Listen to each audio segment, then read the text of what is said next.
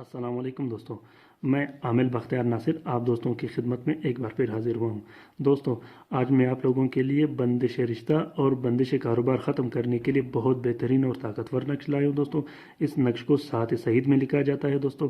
اس نقش کو لکھنے کے بعد آپ لوگوں نے ایک نقش پھلدار درخت پہ لٹکا دینی ہے اور دوسرا نقش آپ لوگوں نے مریض کے گلے میں لٹکا دینا ہے۔ دوستوں، اس نقش کے لکھنے کے بعد آپ لوگوں نے یہ نقش لکھ دینے ہیں۔ کوشش کریں کہ یہ نقش مشک اور زعفران سے لکھے ہوں۔ دوستوں، مشک اور زعفران کے اثرات بہت بہترین اور بہت پر اثر ہوتے ہیں دوستوں۔